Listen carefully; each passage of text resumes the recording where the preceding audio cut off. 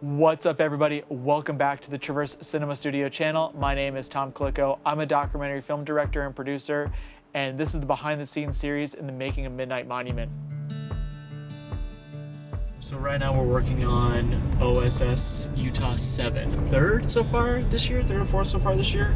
We're gonna go film with Grand Staircase's paleontologist, Dr. Titus, which should be a nice fun day. I think we got 2 days to film with him. Talk a little bit more about the science side of the National Monument. I think the first move of the day is going to be going inside of his laboratory. This is Lythronax, though. The Rainbows and Unicorns site dates to about 76 million years ago. This is Lythronax. He actually dates closer to 81 million. This is my first experience into any back rooms of paleontology, and this place is just loaded with dinosaur bones. But we had no idea until we walked into the back rooms of the Kanab field office, and there's just dinosaur bones everywhere, and all of our minds are blown. I think dinosaurs have this great ability, no matter what age you are, you see a dinosaur bone and instantly you're 5 years old again, and that's exactly what happened to all of us. Can you shed a little bit of light on how rare it is to find a full complete skull in your career? We've only found one complete Tyrannosaur skull in the wall weave in my last 20 years of looking.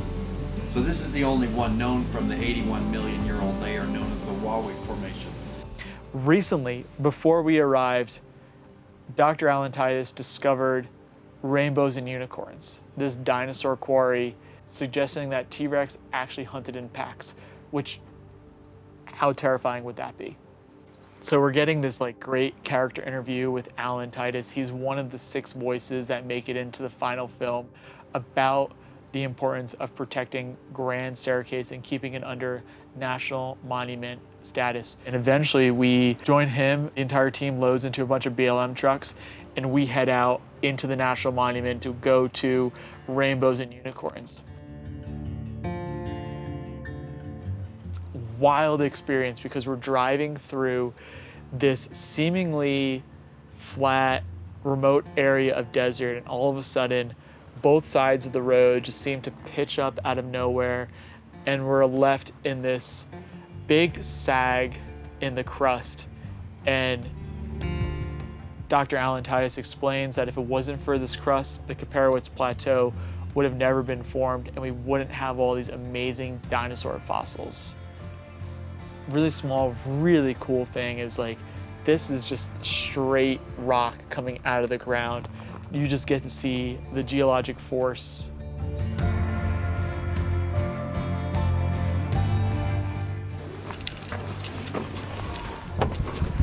By the way, I think that might actually be a dinosaur footprint. 3 toes.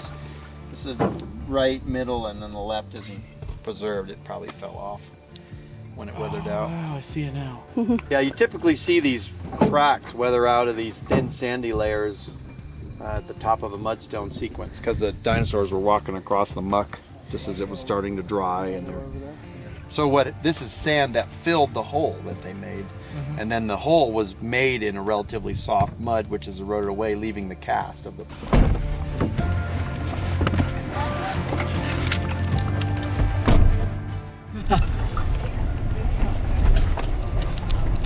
I'm not going to brag right now, though, because that would be stupid.